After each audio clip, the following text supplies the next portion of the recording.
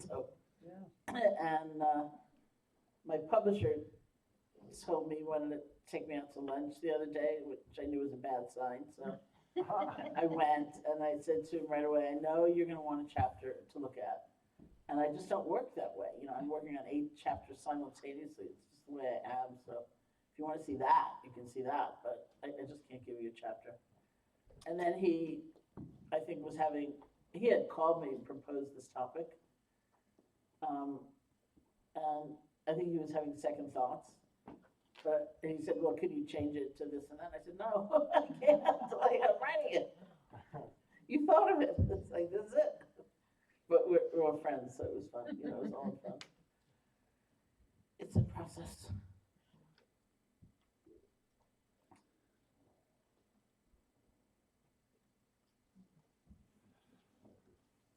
I'll start, if it's okay. What do you do? I'll start. Oh, yeah, good.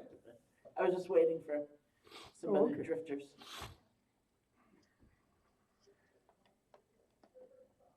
Hello.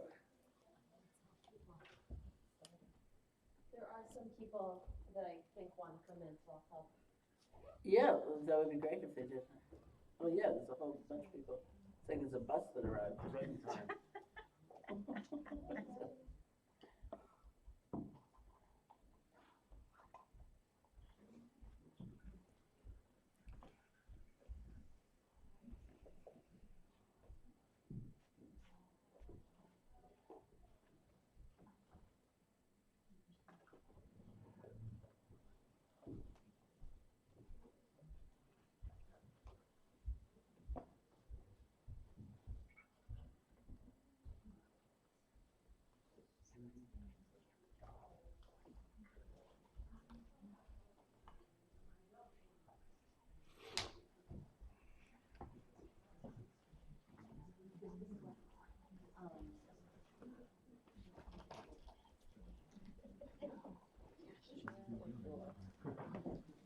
You can always switch.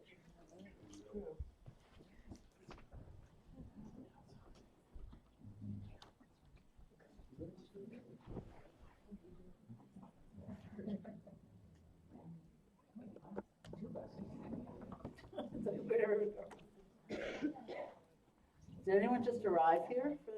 I think people are arriving tomorrow, but I didn't know if anyone was arriving today.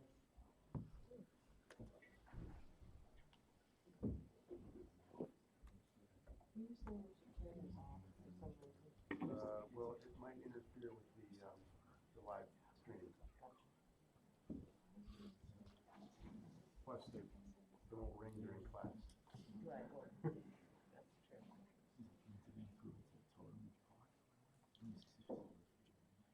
Okay, so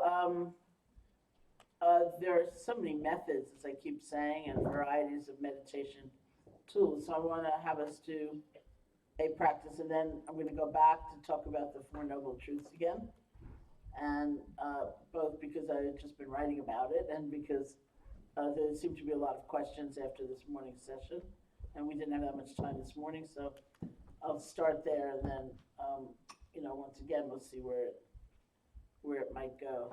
So the technique that Bob actually referred to, which we didn't quite do, was about counting. And that's just one other option. As I was taught it, more commonly, perhaps, unless you are deciding to do the counting, you might use just a mental note, a very, very quiet mental note, like in, out. Just as a little bit of an energizer to be more aware of the actual sensations that you're feeling with the breath. And to help point our attention more just there. And then in some schools, you take that mental note and you extend it when something very strong happens, like strong sensation, strong emotion. And if the word comes easily, you might just gently place a label on it, like joy, joy, sorrow, sorrow. The word has to come easily, and that's one of the awkward things about that particular technique. Like I, for example, when I first learned it, I would be sitting there in India thinking, what's the difference between pain and discomfort? What's the word in between pain and discomfort? And it was like a complete waste of time. And I really resembled somebody sitting down and reading a thesaurus. It made a difference. You don't have to be that precise. But once I got more used to it, more accustomed to it, it actually was very useful because mostly when something happens, not always, but very commonly, something arises in our experience, we are off and running. You know, we are landing a lot of interpretation and judgment, anticipation, and hope and fear on that very experience. There's a word in Pali, papancha, which I like because I think it's like one of those words that sounds like what it means. It means proliferation. Or as one translator, one of my Burmese teachers said, it's the imperialistic tendency of mind. Where something happens and the entire world is taken over. So the story I usually tell about that is that I was teaching somewhere with my friend, my colleague, Joseph Goldstein, and we're sitting just having a cup of tea in the kitchen. And someone came in and said to Joseph, I just had this really terrible experience. So Joseph said, well, what happened? And he said, I felt all this tension in my jaw, and I realized what an incredibly uptight person I am, and how I always have been and I always will be. And Joseph said, you mean you felt a lot of tension in your jaw? And he said, yes, and I've never been able to get close to people. It's never going to change.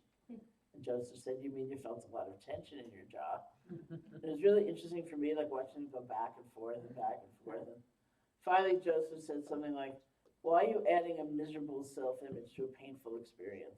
It's like painful enough, and genuinely so, to feel that tension. But now I'm also going to be alone for the rest of my life, right?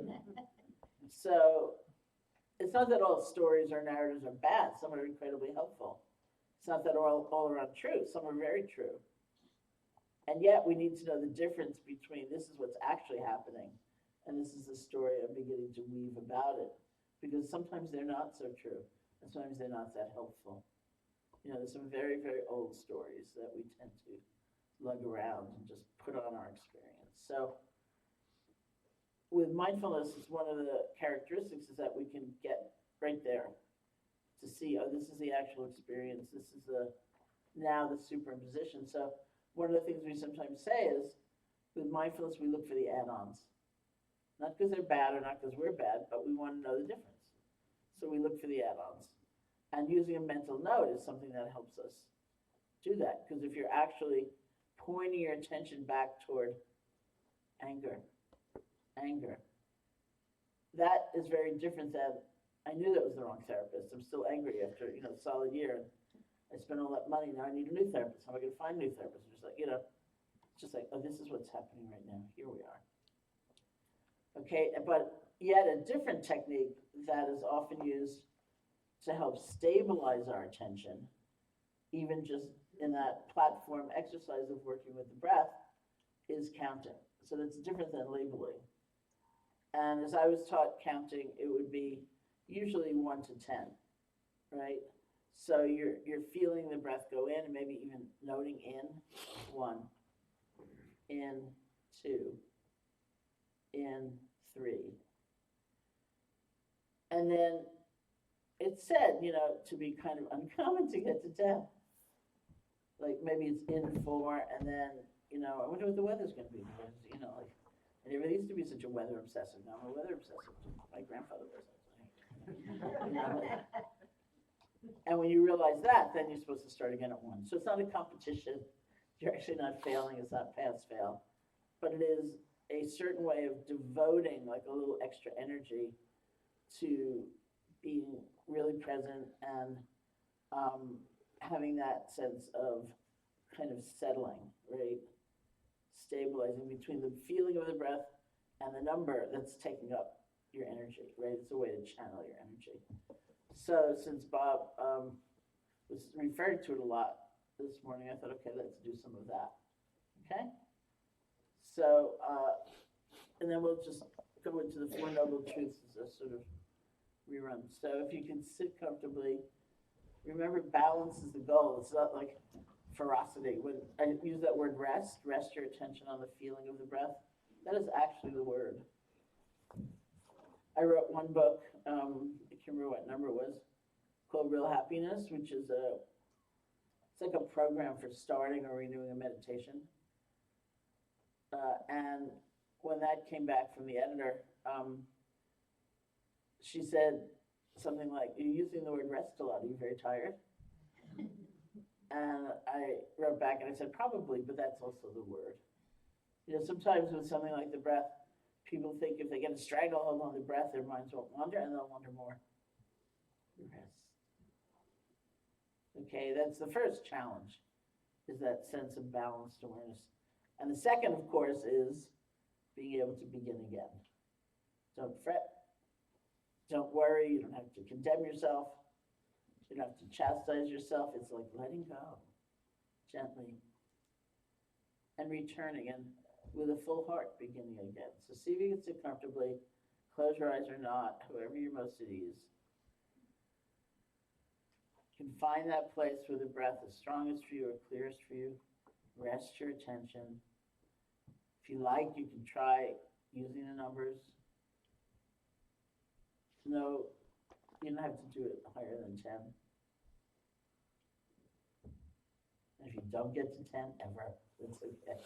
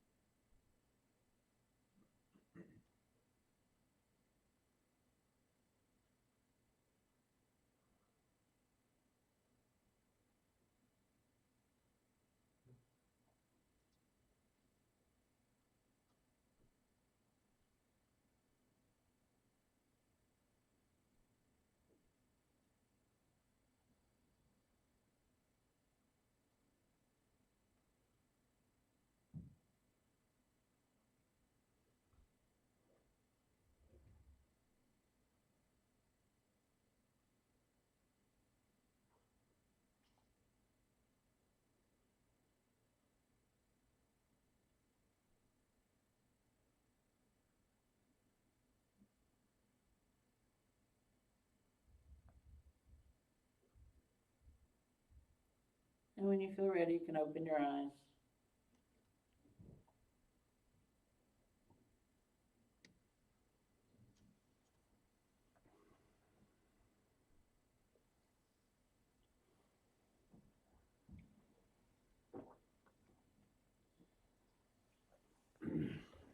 I was like doing that in the beginning. I feel we all arrive more fully wherever we are. Okay, so the Four Noble Truths, which is really like the essential teachings. Plus, I was just writing about it, so it's very with me. In some ways, it comes down to this word, again in Pali, called dukkha, D-U-K-K-H-A, which very commonly has been translated as suffering. And it's the presence and the referring to and the going back to and the lack of avoidance of suffering that, the truth of suffering that sometimes has people think of the Buddha's teaching as very pessimistic. I can remember years ago I was reading the New Yorker magazine because there was an article on the Buddha in there. And whoever the author was wrote that according to the Buddha, the purpose of life was to suffer. And I thought, well, sign me up for that. That sounds great, you know. Like, and of course, that's not what he said. He quite famously said, the Buddha, I teach one thing and one thing only, that is suffering and the end of suffering. And sometimes there is a certain amount of the end of suffering that is hard won by going through suffering and paying attention in a different way. So in some ways, I have a witty friend who said, suffering and the end of suffering, they're not one thing, they're two things. But in some ways, it's quite intriguing to see where they are, kind of one thing. But it's also true that, in my understanding, suffering in the Buddhist point of view is not redemptive. We don't get like grace points because we suffer, because everybody suffers. And we all know we or others can go through some amount of challenge and emerge bitter, isolated, vengeful. And there's nothing redemptive inherently about the suffering. It's all about how we are relating to the suffering. You know, because we also know people, I certainly know people, maybe we all do, who have gone through some amount of suffering and emerge compassionate, connected, caring about others. One of the things that always sort of blows me away was when I encounter somebody who's really been through a whole lot in their life, and they're not self-preoccupied somehow. And, you know, I remember meeting a Tibetan nun who'd been in prison for 21 years and then released and went in search of the Dalai Lama. So she hadn't been a nun at the time, but she went to India and became a nun when she found the Dalai Lama. And, I helped these friends like write her story about her life, and so she was staying with me in Massachusetts for a little while as we brought her over for these interviews, and she would say, you know, would you like more tea? You know, maybe you'd like some more tea. And I think, boy, if I've been through what you've been through, I don't know if I care about anybody else's tea. You know, there's just some generosity that sometimes happens, you know, which is amazing and yet real. So it's how we are with, and which means that there's a lot of potential, but there's not like a certainty, you know, and as usual, a lot is up to us. So the word dukkha, even I'm used to the translation suffering, I tend to use it. It doesn't only mean like terrible tragedy or trauma or injury or loss. It does mean that, you know, what is somewhat charmingly called in Pali dukkha dukkha, the suffering of suffering. But it's also the suffering of change, you know, that we get what we want, it goes away, or life seems to go away really, really, really fast. And many of you, if you've sat with me recently, you know that one of my great bugaboos in life is that by the time you're a little older and you have to enter your birth year online and you scroll down for like an hour and a half, you know, you think, wait a minute, you know, it wasn't that long ago, but you know, I'm still scrolling. And And I think this is ridiculous. No one who wants to buy your product or use your service was born 3 years ago. You know, why did you start way up there? You know, where'd it go? You know, it's just like, it's not like the grievous suffering, you know, but it's like strange, alienating, uneasy, you know, making. How did that happen? Or every time you know, I go and give a talk and I'm, you know, introduced. I find those numbers are getting really alarming. You know, she's been meditating for like 20 years, 30 years, 40 years, more than 40 years. She's like, who are they talking about? Right, so there's that aspect of dukkha as well, just change, constant change. Did you ever get the feeling, I certainly get the feeling, all I want is a pause button, just for a moment. Like, let's just cease to have anything happen. You know, internally or externally, just like. Okay, and then there are even more subtle meanings of dukkha. You know, which again, it doesn't feel like horrible suffering at all, but it's sort of a part of life which, taken one way, brings us together. Taken another way, has us feel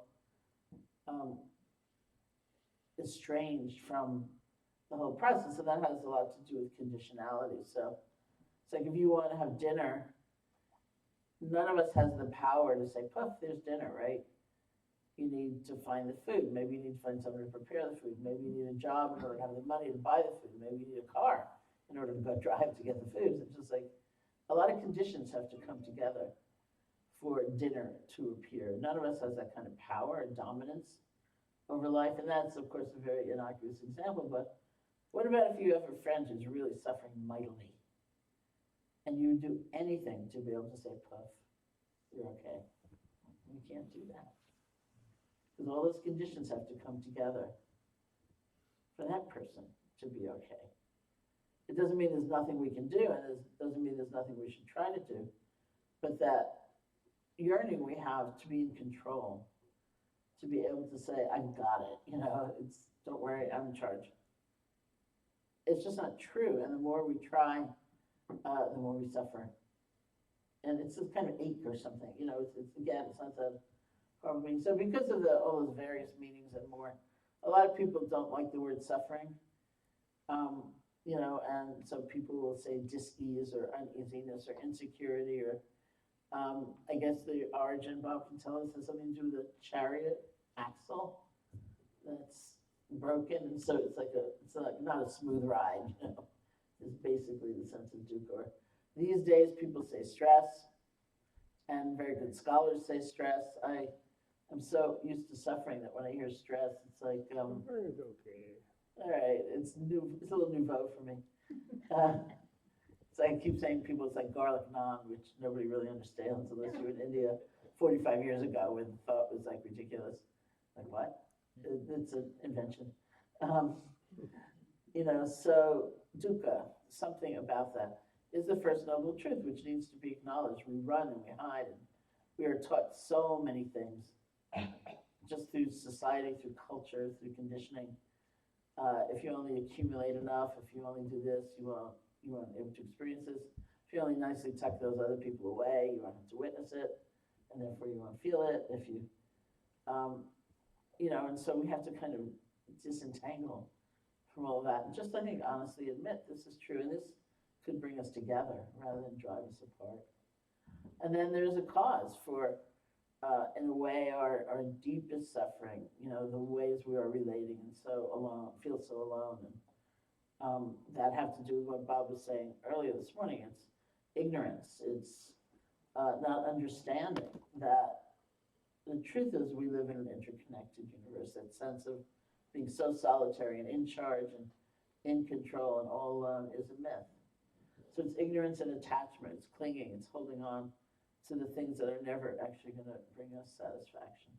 And then there's an end. There actually is an end. Not that only great things will happen, and that's another one of my big bugaboos in life, you know, is that I think if anyone ever made like a cup or a t-shirt with one of my slogans, or maybe this would be my epitaph, I don't know, the line is, "Something's just hurt." they just hurt, and it's like, it's not your bad attitude, it's not because you're resisting, it's not, something's just hurt. What we don't need is the extra hurt. That's a different thing. And we can take a look, there's the possibility of the end of suffering as we know it. And so that's number 3, that's a nice thought. And then number 4, which is the whole point, in a way, is that this isn't rhetoric, and it isn't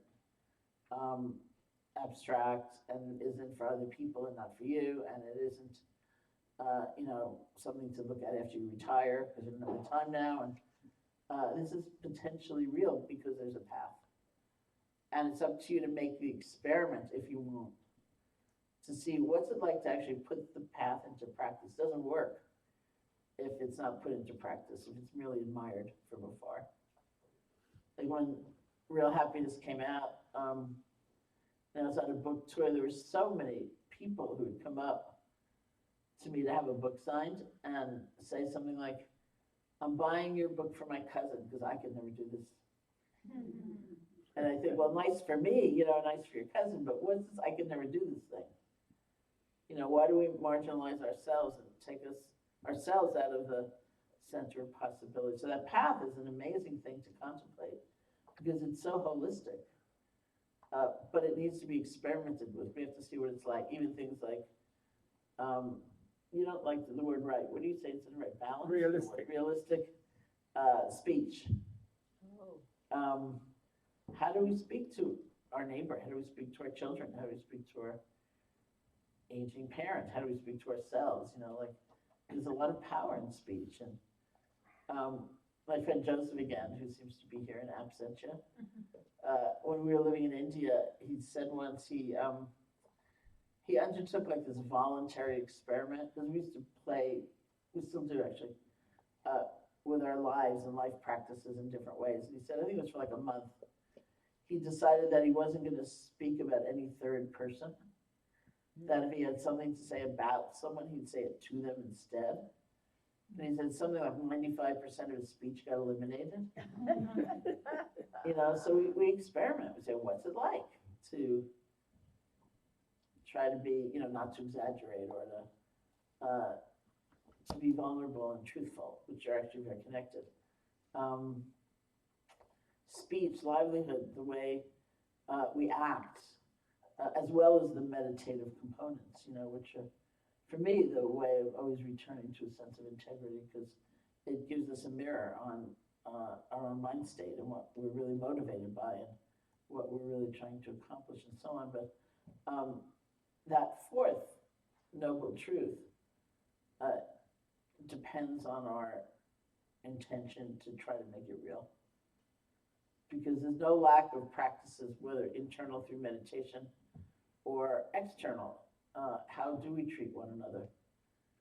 How do we act in a certain situation? Even how do we make our livelihood, which is a very interesting inclusion in there.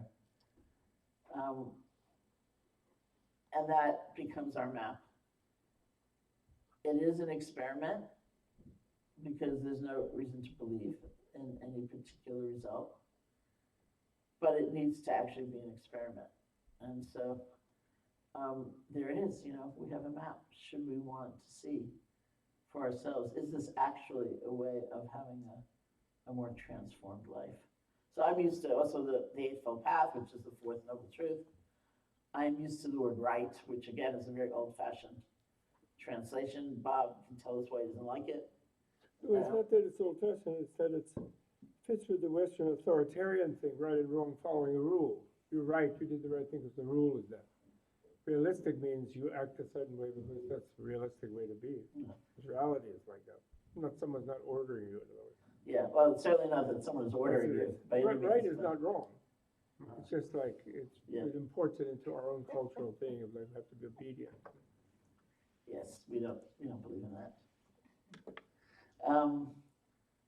And something I've noticed with Bob is how fond he is of the word realistic.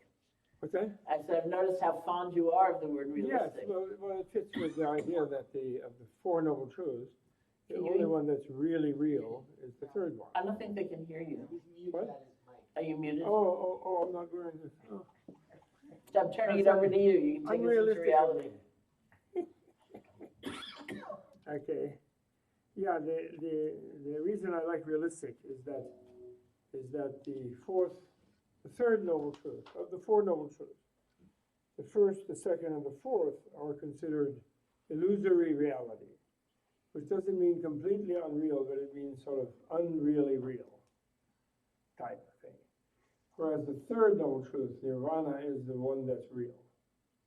So therefore, it upends the Western saying, ignorance is bliss, which implies that you don't want to know what's real because you'd be upset about it.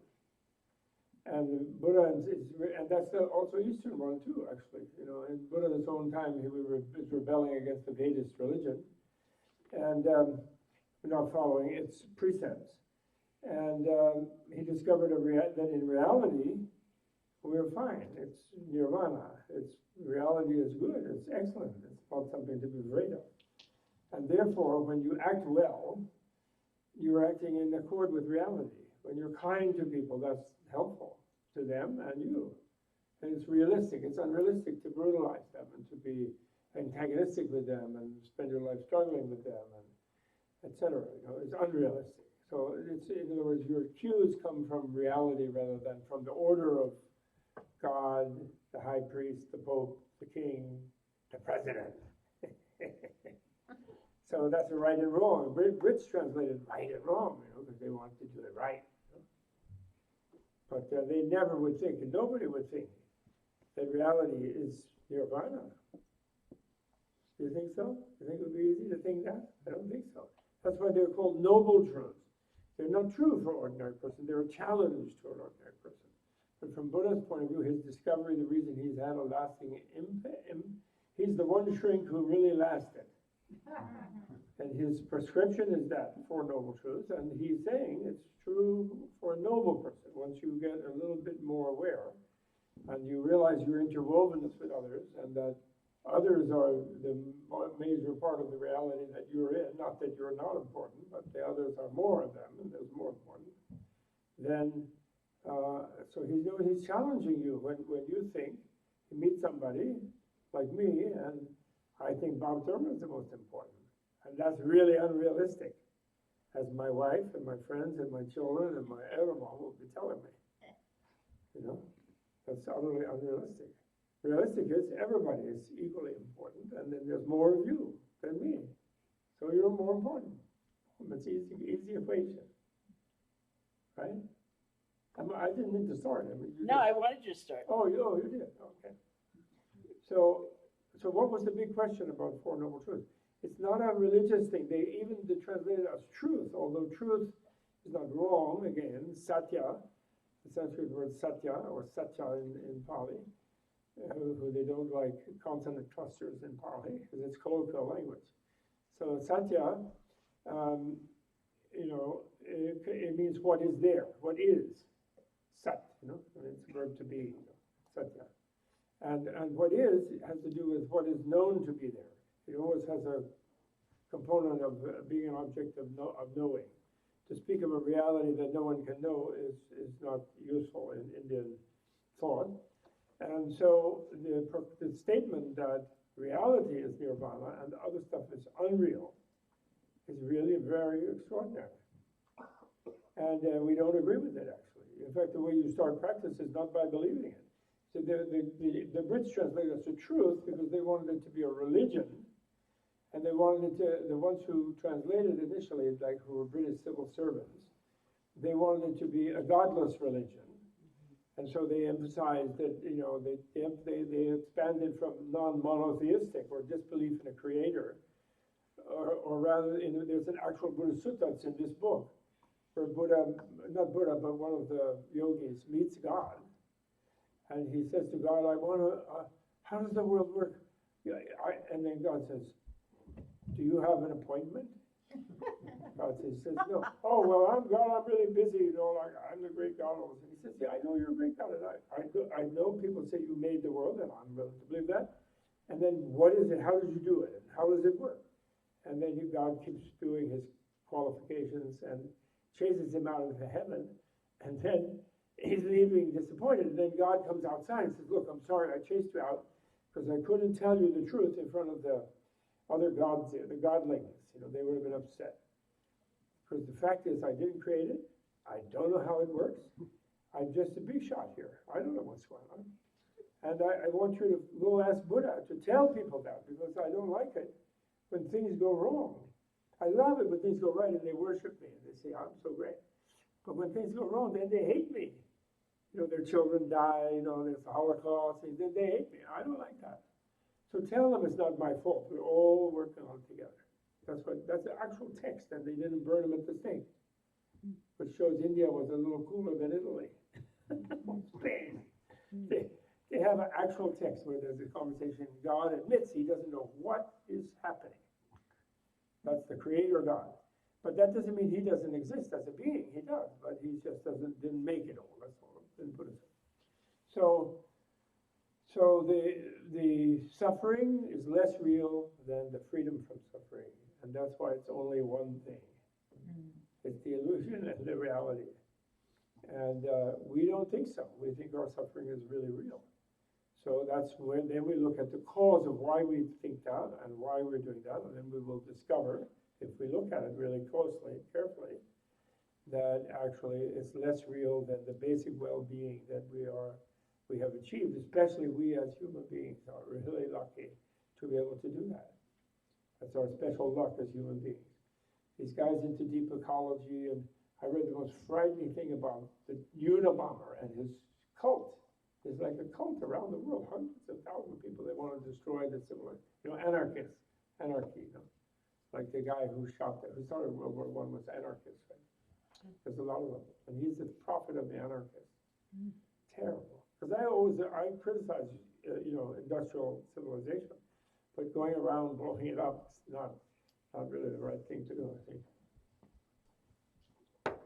So that's the question. So Buddha knows that's a challenge. For example, he says selflessness.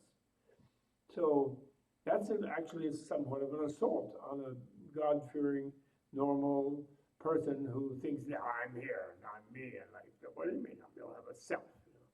And you have to find in yourself, first, if you meditate on selflessness, you have to find in yourself where you don't agree with Buddha and what you think is yourself. And when you do, we can do that actually. We will do it maybe later tomorrow.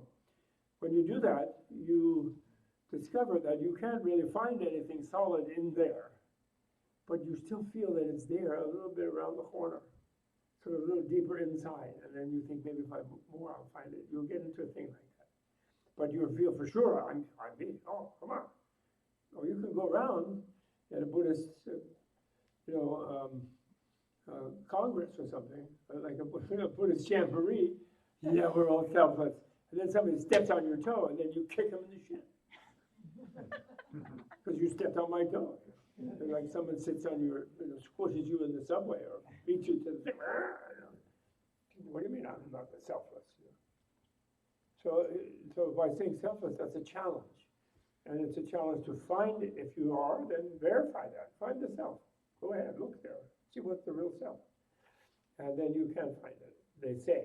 But that doesn't do any good to believe that. You have to experience that. You have to experience trying to look and failing and sustaining the failure. And that's how you realize the illusion of something. You look at the illusion and you see through it. So it's not a religious prescription, a truth in which you have to believe. That's why they could have translated it as 4 facts for a noble person. Noble defined as a person who has realized some stage of selflessness. And English selflessness really works well because we do have the idea of the selfless person, like Florence Nightingale, the hero, the heroine, who does something. We have the idea of selfless, who acts as if they are not there. And we admire that. And well we should. Because without people having some degree of selflessness, it would be a war of all against all. Hobbes would be the end. And the human is capable of doing that. We all are. We all do. And who's better at doing that of the 2 genders of humanity? Women. And then so much so that people, don't do that. Don't be so nice. And I encourage you too, don't be nice, don't be nice. Be tough, be mean. Tell them, interrupt the idiot Republican who's about to like tell you how there's no climate change.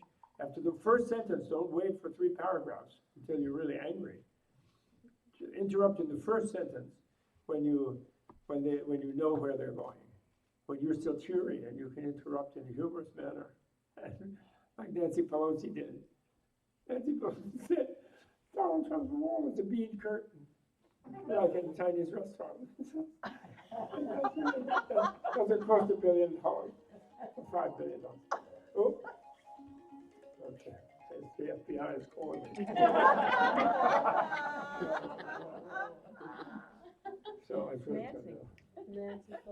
so okay, 4 noble truths. So it's like the prescription, and prescription is if you don't know what you are, you're going to suffer.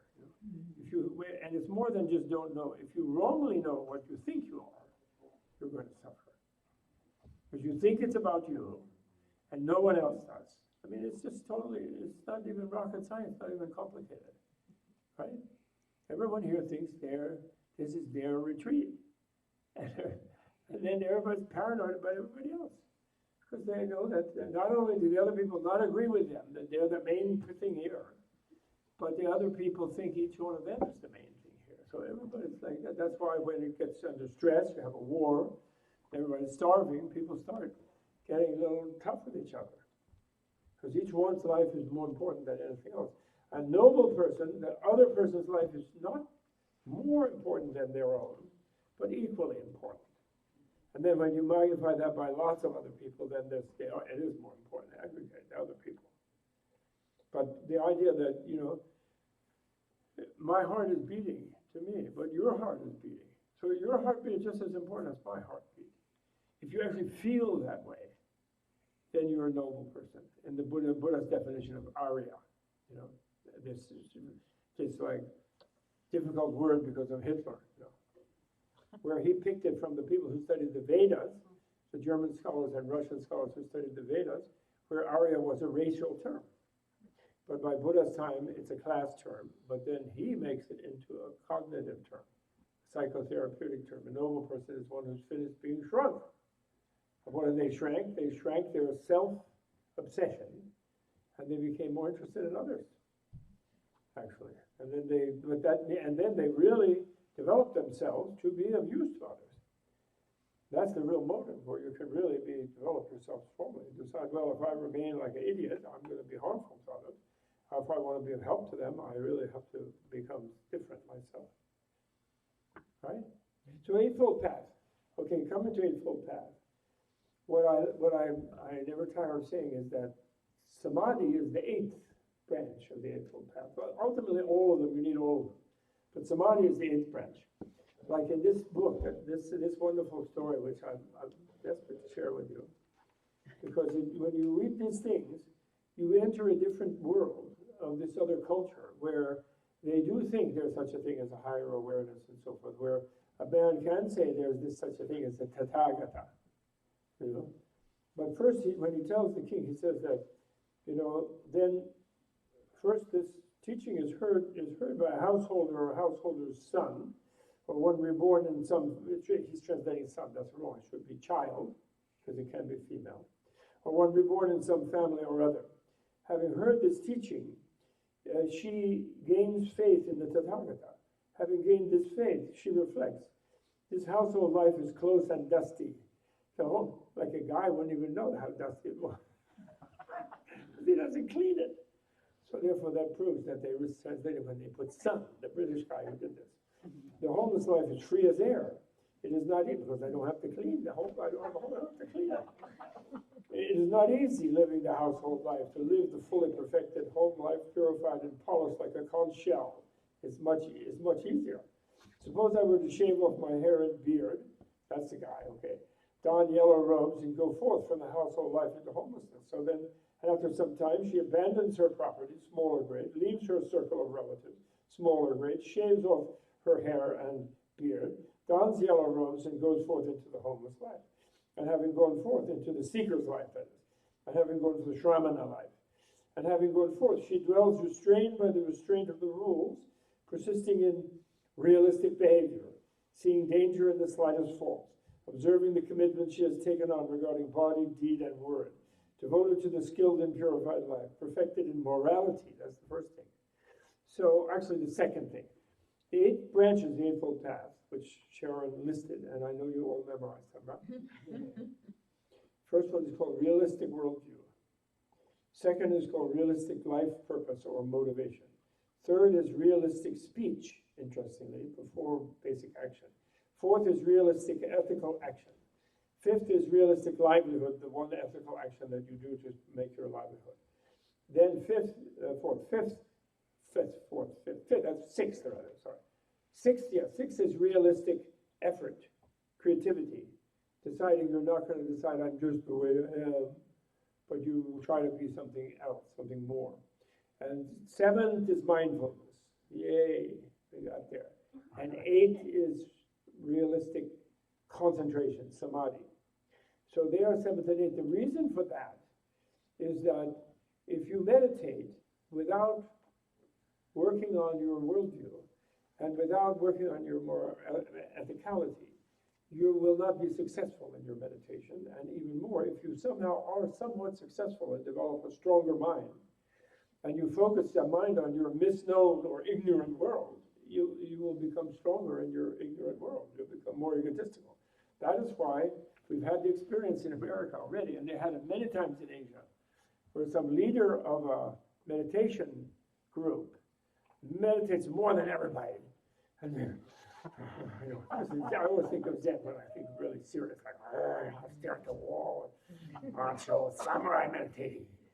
Not that nice, peaceful vipassana, they're so calm and quiet. That's not, no, samurai, meditate. 20 years they meditate. And then eureka, they jump up and they have an epiphany. And what is that? I'm great. I'm enlightened. I want a BMW. I want a Rolls Royce. I want this. I want that. Some girls. I want. And they start acting like a complete egomaniac. Because the unreality of the sense of ego was never discovered by them. And they developed this powerful mental focus. And then that focus, where did it land? It landed on, I'm the absolute. And so then they behaved like monsters, actually. We've had a lot of them already. Did you notice? Of course, they are in other traditions. I mean, it's not particular to the meditators. But I'm saying, so for that reason, realistic worldview, what is the realistic worldview? And do you think it's believing in there's such a thing as a Buddha? No, that isn't realistic worldview. It ends up kind of as that, indirectly, by inference. Realistic worldview actually is the acceptance of causality within the relative world, the acceptance of relativity. That's what realistic worldview is. And that is a belief at first. You believe in causality. And why is that? And that's difficult to do. Why? Because the habitual self-sense senses inside oneself something that absolutely is outside of causality, that never changes. That's your fixed identity, is your immortal soul, other traditions call it. Your fixed identity. And materialists kind of don't believe in that. They think, because they've given up on the soul, they've given up on religion, and they think they don't, but actually they do. And what sneaks in there in place of the immortal, unchanging, fixed soul? Nothingness. What do you think? Nothingness. Oh, thank you. Well, you heard me. But that's what sneaks in there. Because that's why the materialist bravely, bang, thinks he's going to nothing. Thinks he's escaping by death into anesthesia, permanent. That means he's carrying that. That means you already are in nothing. Lately, I've been fascinated, Sharon. Nothing is like nirvana. It's very close to nirvana, but it's an inaccessible nirvana. This is a really interesting thing. In other words, nirvana, when you attain it, is one of those things where you realize it was always there. Do you have those deja vu things? You realize something, think, oh, I knew that, I wasn't paying attention to it. Of course, I knew that, that's right. There's some things you kind of learn, but then once you do, you realize you kind of always knew it and weren't paying attention to it. It was your intuition and you didn't listen. Do you know what I'm saying? So nirvana is the ultimate one of those. Because nirvana is uncreated. It's the uncaused. It's the actual reality, always has been. Cannot be newly created. Anything you create newly is made of causes and will dissolve again. It cannot be absolute. So only nirvana is actually the real, in that sense, of the real reality that doesn't change. That's what it is. So nothingness is also like that. It's carried around by materialists, which means us, including myself. Don't worry, I'm not just railing at you, because I also went to science classes. I also went to the different schools that indoctrinated me in the idea that it's all nothing really. It's an accident. There's no God. There's no soul. There's no mind even. We're just robots, biological robots. There's no purpose to it. It's a total accident.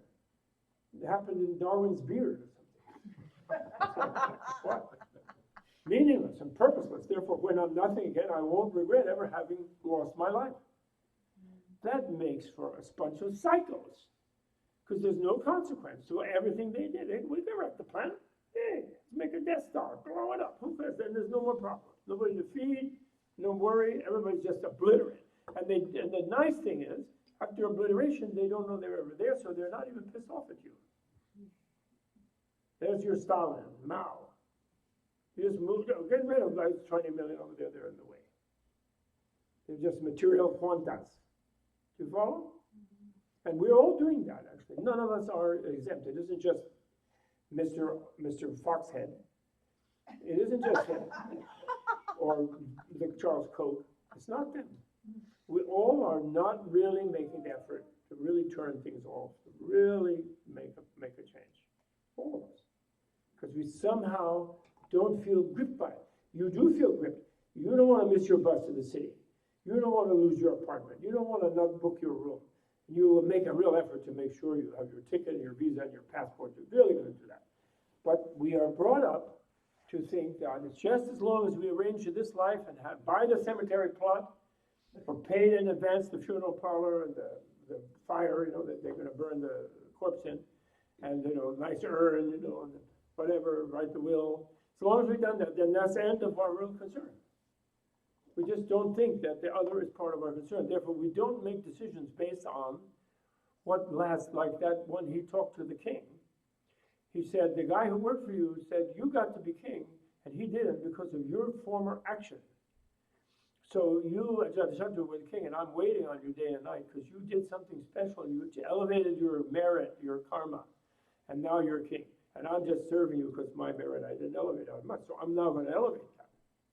So there he's doing something for something beyond death. Right, that guy. You follow me? That's a kind of beginning where you realize you're trapped in life. You never get out of life. You're trapped. You, therefore, the quality of your life, even when you leave your body, is crucial. Therefore, you're going to become a lucid dreamer.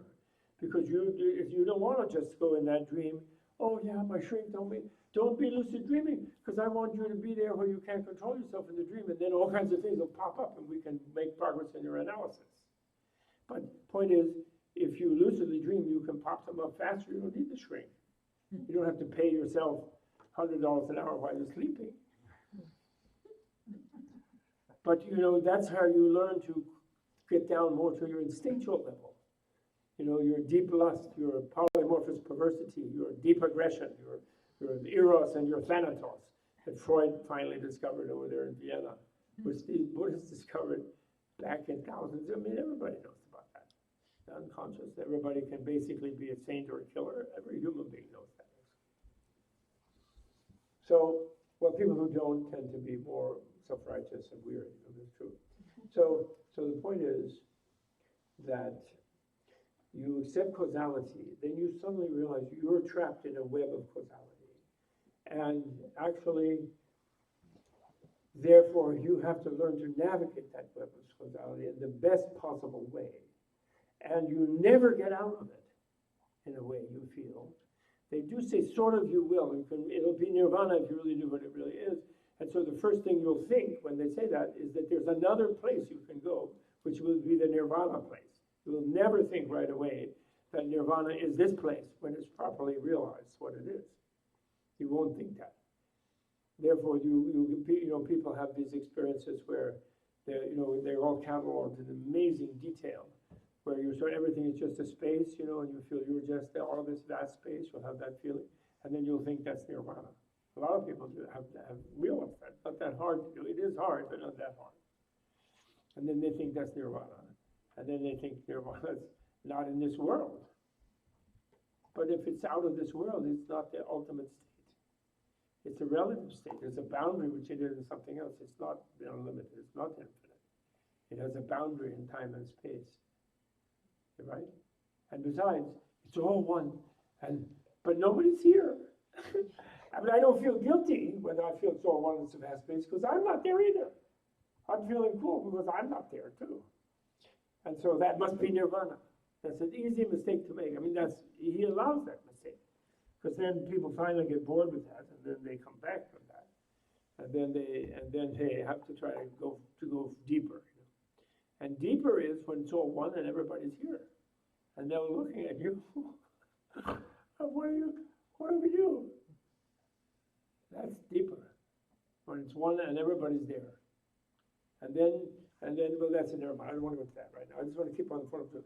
So causality, and it's a web of causality. Then your motive is to how to manage the causality, to figure it out.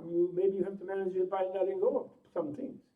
Can be letting go, but you don't necessarily think just for letting go. Period. It's going to do it. You have to learn to manage letting go even. And letting go is a big thing, but you have to learn to surf. It's like surfing. If you try to catch the wave and make it wait and stop and climb on and put the board and stab it on the board, I think it won't work. You have to kind of go with the flow of the wave and then balance on it instead. But that's a combination of letting go and maintaining balance, right? So then the third one is realistic speech. And this is very surprising again because we have this idea that Buddhism is wordless silence. Unfortunately, some people mistake vipassana practice, or rather, shamatha practice. They mistake, there's two meditation types. There's just where you quiet the mind down and develop one point where you can stop your mind. That's called shamatha. And there's 9 stages of that. It's very elaborate, beautifully organized. And then there's vipassana, which actually means analytic or critical meditation, where you're looking discriminatingly at things to penetrate to their reality. You're analyzing them, taking them apart, examining them. So some people teach vipassana as if it were shamatha, and when they do this thing of counting 1 to 10, or whatever other way they do it, they're looking for a place where they won't think anything. And they feel that's the thing. And actually you can find that place also. And that you get a buzz from that. You get what they call shinjang, which means like superflow. It wasn't just discovered by Csikszentmihalyi. I can actually pronounce it when I'm speaking. That's good. I That's can very good. remember it. It's Prashabdi, and Pali must be Prasabdi or something. Prasabdi, it means superflow. Shrab means to flow. Superflow. So you get a feeling of superflow, and then I think some of those people think they're enlightened again. But the unconscious part of the ego structure is not unraveled, actually. And also, the ego also is a good thing. It's a necessary thing. Ego is just when you know that it's just a pronoun. It's a way of organizing things. You don't think there's an absolute fixed thing in there. So that's where realistic speech is first, before realistic karma. Because realistic speech means you realize that teaching, the people who did achieve these nobility levels, the levels of nobility, of the arhat, of even the beginning bodhisattva, and finally the Buddha, these different stages of selflessness, the way they can share their experience, which they initially say can't be shared, can't explain, inexpressible, word, beyond conception, inconceivable, can't explain it. I love that one. I know everything, I experience everything, but I can't tell you what it is. But the minute they say that, they start talking, and they tell you what it is endlessly, under the guise that it's just vectors. It's like poems. It's like you can't just hold on to the formula, but the like Eightfold Path, Four Noble Truths, the things they tell you are ways of climbing there, and so being realistic in speech is really critical. Also, because why? Again, if enlightenment is where you feel you are everyone, where is the one time when we merge with others automatically without any major thing? When we talk to them. When you speak to me, you come in my mind. I open my mind to what you're doing. I know that you're never able quite to express fully what you want to say. And I don't fully understand you also. But I get something by listening to you, and you do by listening to me. Therefore, when we speak to each other, we are responsible for sort of structuring a state of mind in the person we speak to. So when we speak harshly, we speak about third people in negative ways, like we talk about fox hair in a bad way, then we get bad karma. And that's called divisive speech. Instead, we should talk about the poor fellow, how he needs therapy, and please go down there and take him a straitjacket. That's more kind. And but that's realistic speech, and it's involved with education. And that's why the Buddha's teaching is really educational. It's not religious, and it's not training, and it's not indoctrinating. It's educational. It's because you have to do the understanding, and speech helps you do that. Then they come to karma, and here about your Veda. Karma meant in the Vedas a ritual act in the Vedic ceremony. We were making an offering to God, or the gods, Mitra, I don't know, whoever they were. And that was considered the powerful action of all, because it made the gods help you and it prevented them from harming you, appeased them not to harm you. You follow me? So it was the powerful word for action. That's the one that really mattered in the ritual. So Buddha took it out of there. He said, no, the gods are turkeys. They don't know what they're doing. Occasionally they help, occasionally not. They're like, have their own problems. So the real powerful action is what you do to others. Is your ethical actions of your body, of your speech, and of your mind. That's the right. So they took it away from the Brahmins, actually, the priests, and made it and put it back in put the ball in their other people's court. So karma that affects your destiny is what you do, not what is done by the gods to you. You follow me? That happened that Buddha did that. Buddha and Mahavira, they worked together, the different seekers, shramanas. And the realistic karma, and that's been beginning to manage causality, realizing what is good causality, and developing a better, more balanced life in relationship to others, which we are all inevitably in. And then once we have a good relationship with others, then we can be calm. Then we can be concentrated. If we're exploiting them, fighting them, robbing them, killing them, being killed by them, we will never have a moment to concentrate. So it's a bad foundation. So first the ethicality, and then the livelihood. We can't sort of indirectly harm and damage others, like by owning, like Raytheon, Boeing aircraft, and bombing Yemen and so forth. Because then we know that we're participant in that. If we go invest in those stocks just because they declare war, we know that we are a part of the army, and that makes us uncomfortable, and that creates an imbalance. And therefore, I wanted to say, when Ajatashatru was afraid when he came to the Buddha's thing, I wrongly said it was like he was afraid of he said the silence of the monks. But actually what happened was, in the Buddha's field, a person becomes more self-aware. So he was afraid of himself, actually, by being in the Buddha's field, because he's suddenly, I killed my mom and my dad, I'm actually a bastard, He became aware of that, and that frightened him, because he was a wild animal, actually. When Buddha was saying Pranavana, he was invading people, putting them on, crucifying people along the road of this country. He invaded. It was really a bad guy, that guy, Satsat. And he doesn't, he can't quite, he almost gets there when in this teaching by Buddha, but not quite at the end. He runs away. He says, I gotta go. He said, okay, so then the creativity, the effort, people usually translate just as effort, but I like to translate it as creativity, because you can do effort in bad things. But this one is only joyful zest or zeal, or some people translate enthusiasm, but it's really the energy you have to do something great. And creativity you can also be a creative murderer, of course, serial killer, something, but it's rare. And so we think of creativity as something really great and doing something good. So I think it's the best opposite of spiritual laziness, whereas I can't change, there's nothing I can do. I'm just going to sit here, which only we do because we think that it can't be that bad. We didn't listen to Garrison Keillor, who gives you the great Lutheran saying, it could be worse. If you always know whatever it is, it could be worse, then you will always be on key to make it better. You'll never, it's past point of no return, out hell, bam. You will never do that because it could be worse. There's no nothing to embrace you. It's not there. So it doesn't solve your problem, just to destroy your body.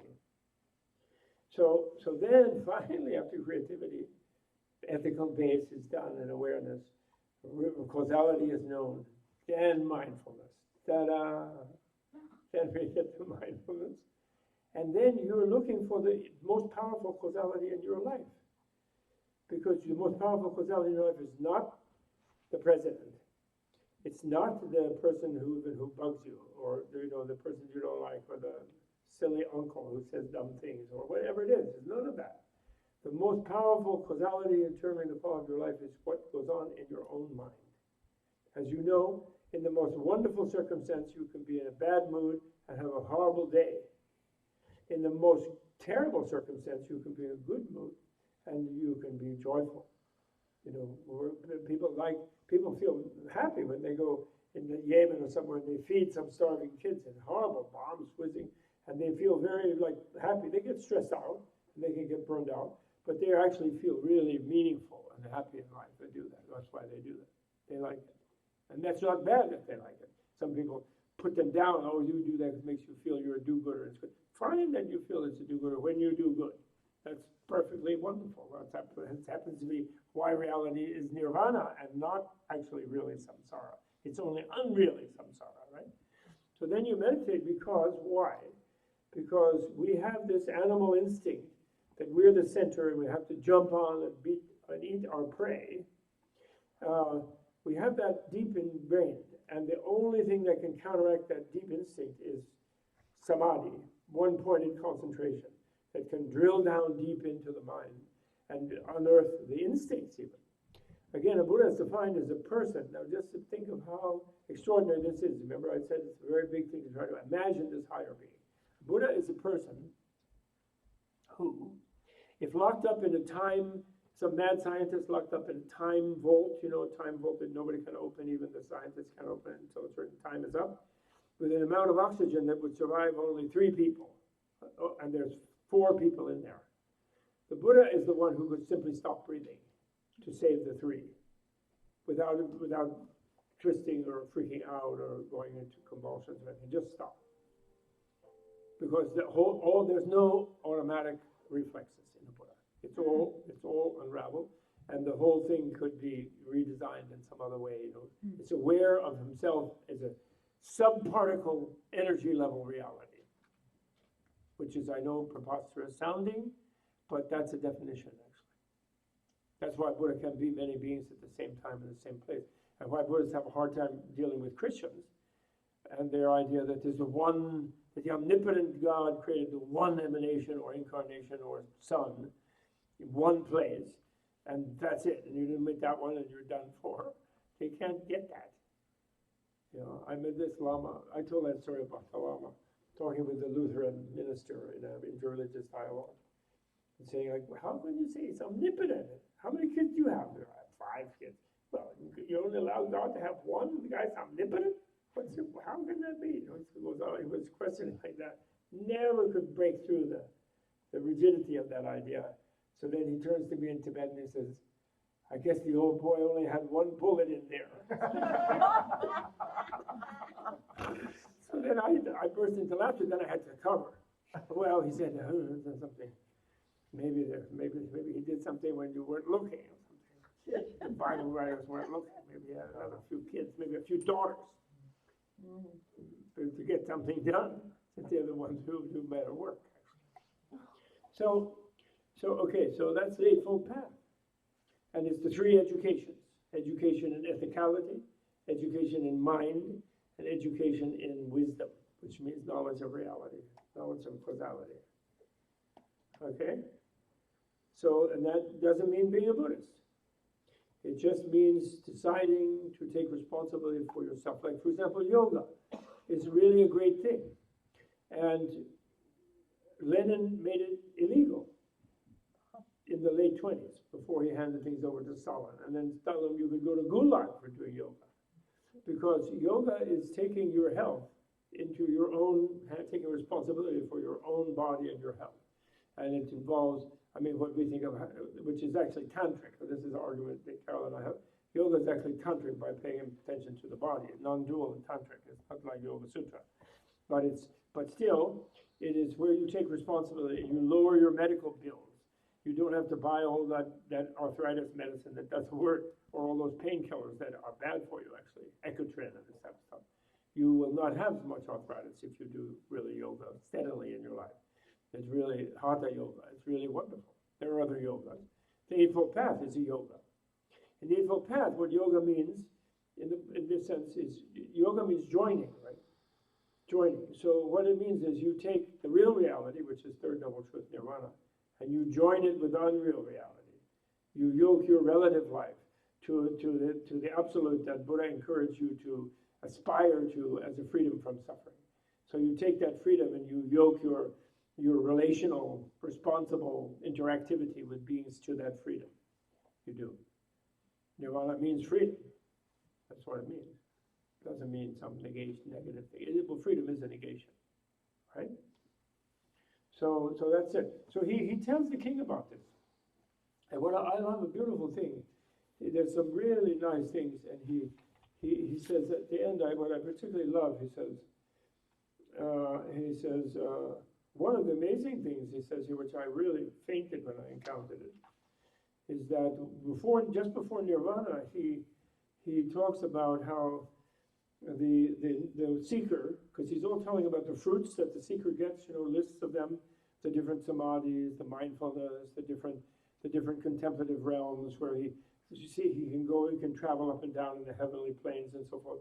And then he says, this is the fruit of more excellent, perfect than the former ones. And then he says that he with a mind concentrated, having gained imperturbability, applies and directs his mind, or her mind, I'm going to read, to the production of a mind-made body, a manomaya kaya. That's like a dream body. Your dream body is a mind-made body, right? You have a dream, you have a body in a dream, because you see things, you hear things. So you have eyes and ears in a dream. And normally you don't look at yourself at a mirror in a dream, so you assume that it was a similar or a replica of the body you have when you're walking around in what Ram Dass calls meat space. You're a meat puppet. And he says, it is just as if a man were to draw out a reed from its sheath. Here your Theravadins are doing tantra here. You might think, this is the reed. Seriously, this is the reed, this is the sheath. Reed and sheath are different. Now the reed has been pulled from the sheath. Or if a man were to draw a sword from the scabbard, he might think this is the sword, this is the scabbard. Sword and scabbard are different. Now the sword has been drawn from the scabbard. Or as if a man were to draw a snake from its old skin, he might think, this is the snake, this is the skin. Snake and skin are different. Now the snake has been drawn from the skin. In the same way, a monk with mind concentrated, and that's a long thing they skip, like how he makes it concentrate, directs her mind to the production of a mind-made body. She draws that body out of this body, having form, mind-made, complete with all its limbs and faculties. And this is a fruit of the homeless life, more excellent and perfect than the former ones. And why that is so important, and so interesting to see that here in the Theravada, because that's like lucid dreaming yoga. It's like that. It's what kind of body is that? In other words, how do you make the mind-made body? One. Two, that's like the Bardo body, between death and rebirth. So that means to draw that out of the body means you're leaving the coarse body in a kind of meditative trance, and you're bringing your body out of it and learning to shape your sense of being into just a plane of pure, subparticulate energy, right there in Theravada. And so then, but he gives it in regard to the supernormal powers. And he, with mind concentrating, applies and directs his mind to the various supernormal powers. He then enjoys different powers. Being one, he becomes many. Being many, he becomes one. He appears and disappears. He passes through fences, walls, and mountains unhindered as if through air. He sinks into the ground and emerges from it as if it were water. He walks on the water without breaking the surface. Sounds like Jesus. He flies cross-legged through the sky like a bird with wings. He even touches and strokes with his hand the sun and moon, mighty and powerful as they are, and he travels in the body as far as the Brahma world.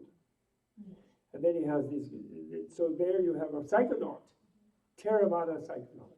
Great. Isn't that cool? Wow, pretty cool. And then finally, though, then you think, we're going to get to Nirvana now. No. Then the poor guy, the next one, he suddenly remembers infinite previous lives of himself. She does. She's there, and she's like everything. When she was a dinosaur, when she was a crocodile, presumably she was female in all those lives. No, she was also male in different ones. And she remembers all the infinite previous lives. Infinite, limitless. No, because there's no beginning. That's how he gets out of chicken and egg. It's beginningless. No problem. And he remembers all of that. And so then, so in fact, he's breathlessly there, like I was every kind of being. Imagine that. It means you fully identify with every form of life, because you were it, okay? And in a way, all the moments of the past actually are in this moment. So you're all of them yourself, okay? Then he then looks around, and she looks around, and she remembers all other beings' previous lives. So he knows when Sharon and I were both members of the crew, and we were rowing in Oxford, previous life, and we were like rowing away together. Right. Or when we were Japanese doing this and that, the tea ceremony, or when we were dogs and cats, or everything. And suddenly you see the infinity of every other being. So it's an ocean of life forms of yourself and every other being. And since it's limitless toward the past, it means you realize right there you had every involvement with every single being, every single way.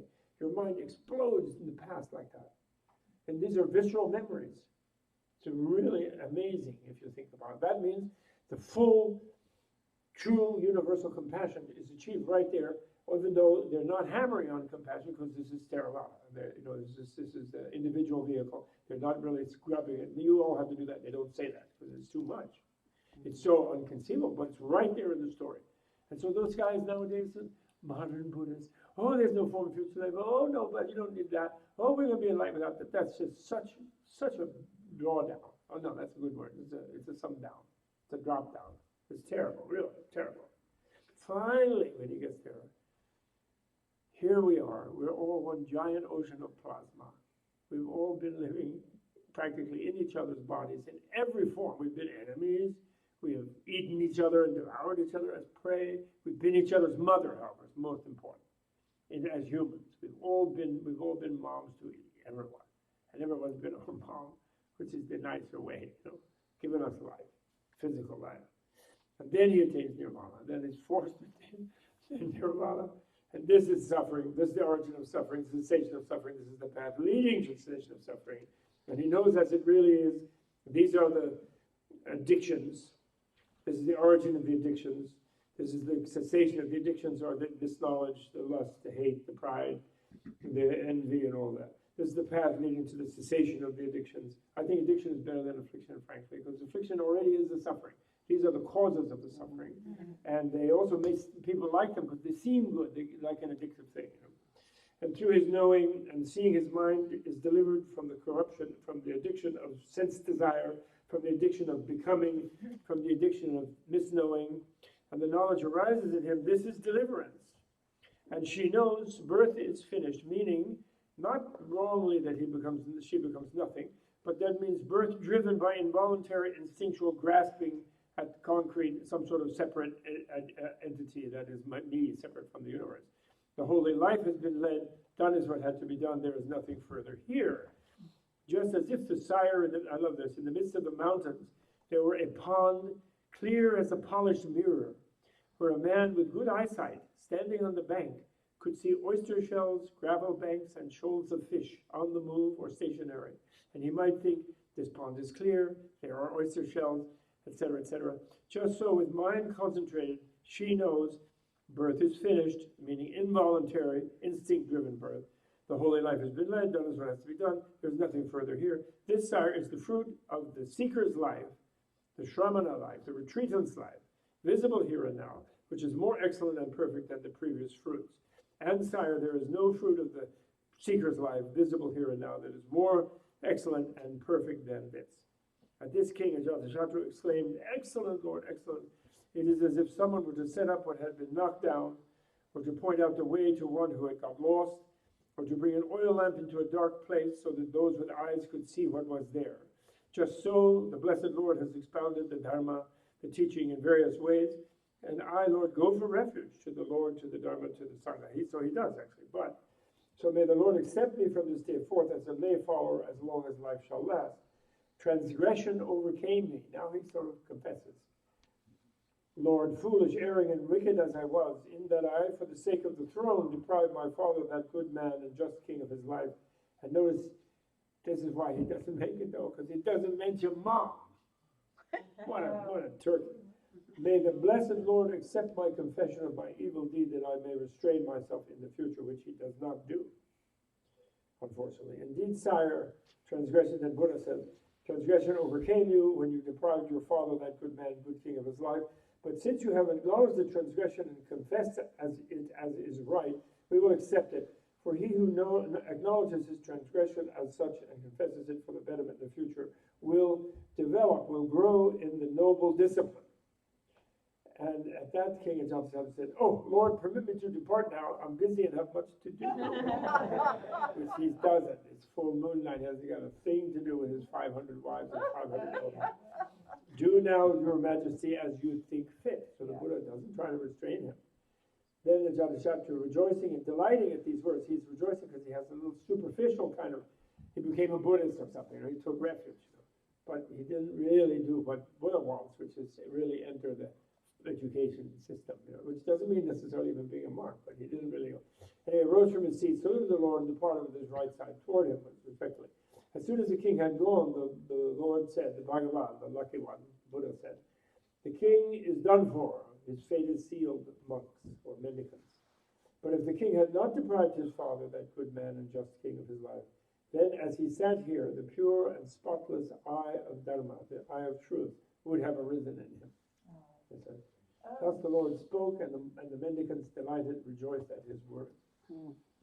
But you have to read, they repeat, the Buddha's suttas, he repeats things and he uses similes and things. And it's really marvelous, when you read it. Because if you enter this world of a different culture, that we're in this really barbaric culture, I'm sorry to say. I apologize. I'm not like the Unabomber, though he was my classmate at Harvard. Really? Yeah, originally I was class of 62 also, but I didn't graduate until 68 because I went off to be a monk. But then I never met him, because he was like a weirdo, they say later. I never even knew he existed. But I'm not. But we are in a barbaric culture because you know why? Because we have industrial savagery. We're industrial savages, We're sitting here peacefully, and what have we just done the last year or two in Yemen? What have we supported? What? I mean, that's just barbaric. This is for no reason at all, whatsoever, except some like arms companies make money. Dropping the bombs and flying the planes, burning up the gas. It's ridiculous. Absolutely absurd. The invasion of Iraq was. It's just like, it's been like that for some time. Since the A-bomb, no more need for any of it. So, but we still have been doing it. And we do it because we're not in the subway car with me and Sharon. Do you know about the subway car? So the subway car came to me when His Holiness asked me in Arizona once to talk to people about taking the Bodhisattva vow. And that in the Mahayana thing means you make a vow that I'm going to live all my lives for others, and I'm going to become a Buddha for their sake. Also my own, but if I'm one of the others, I myself will be other at that point. But it's like a thing. And it's considered a great moment in a living being's history, a human being's history, of really making altruism like their kind of yoga. And but it's not considered sensible to do it unless one has the common sense feeling of this infinity of future lives anyway.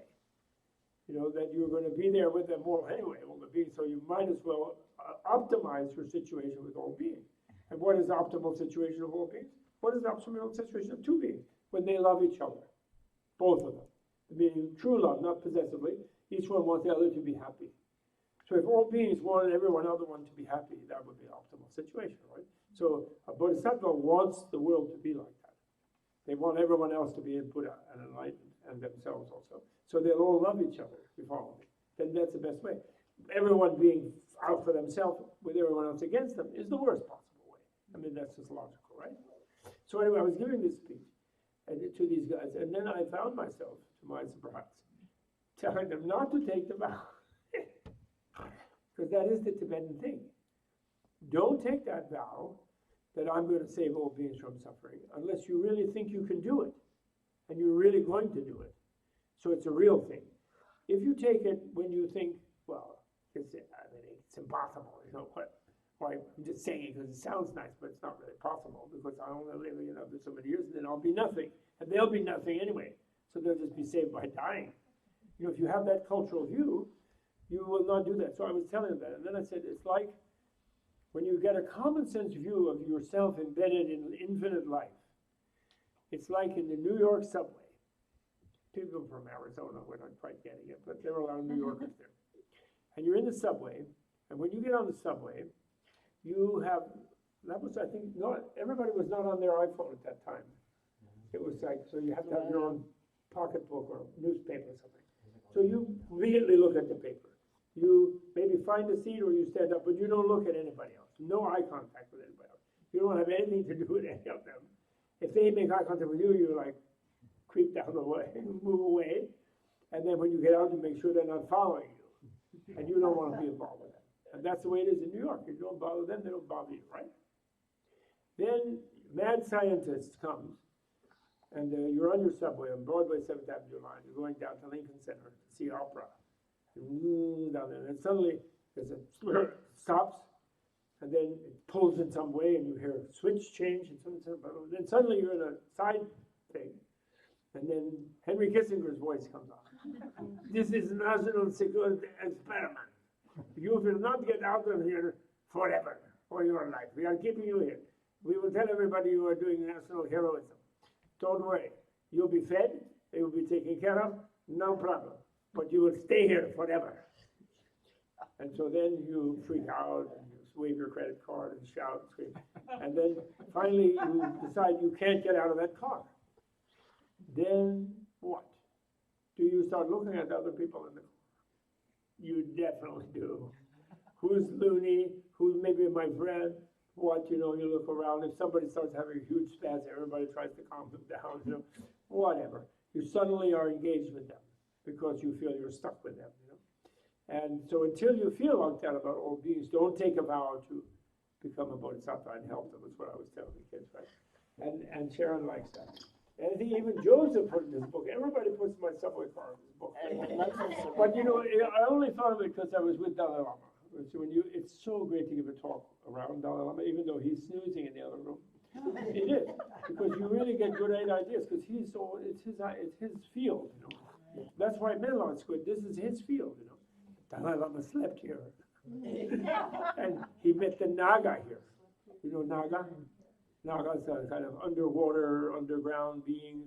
And the Nagas, and they make diseases if they're mad, and if they're happy, they help you and bring wealth, and they're very wonderful serpent-like beings, And when Dalai Lama slept here, in the morning, he put milk outside the door. And I said, "What's the milk?" He says, "Oh, I met the Naga last night. There's one big Naga here." And I said, "Well, I hope he didn't distribute." He said, "Oh, no, he's a very friendly Naga." He said, "Very nice Naga, very big one." And I'm just offering him some milk. And then we sometimes do have these storms here and things, and we're at the tip of the New York watershed, the New York City watershed. It's the spring up above us here. And the water is not treated with any chemical. It's treated with ultraviolet purification only. It's very special, And the native people said it always was this spring up the mountain here. And then he said, "I had the best sleep I ever had in North America," he said. Whoa. I said, "Okay, that's great. I don't know what's happened with South America. Must be really neat down there." And anyway, so then I said, "Well, we should do rituals so the Naga doesn't make bad weather here and wash out our roads." And he said, "Yeah, you could do that." And then I suggested a particular one. He said, "No, don't do that one. Don't do that one." I suggested Hayagriva. It's like a more fierce one. I said, "Well, why not? That's a good one. I know that one." He said, "Yeah." I said, but this Naga is too rough for this Naga. He's not used to that sort of thing. And then he gave me the one to do with Avalokiteshvara Simhanada, which is a beautiful one, which I'm going to do on New Year's Day. Because if you make the Nagas happy, then they help take away diseases from people. Nice. And one of the reasons for all of these diseases in America now is fracking, because it has really made the Nagas mad all throughout the Middle West. Because they put that poison water back under the ground. So that's the ceremony you're doing in the room here? Yes, I'm going to try to do some ceremony. Michael wants me to make a fire thing, but it's too much. So there is, actually, I found the fire thing. Oh, yeah? Not a fire thing, but it's too much trouble. But it's too cold and whatever. If we have a 50 That's the last day on New Year's Day in the yeah, morning. I'm going to do the Naga thing. I'll announce more about that later. Yeah, we'll do that. I'm going to announce another thing. This is too late. I want to change the schedule tomorrow and the next day. So that we move your afternoon yoga from 2:30 to 3:30. Because there's a gap there where Lily is not doing anything. Instead of 3:30 to 4:30. Then we begin this evening session at 4. And we'll go to 5:30, and then people can relax and have a reasonable dinner. Now we have dinner 6:45, 7:45, 5:45, 6:45, 6:15,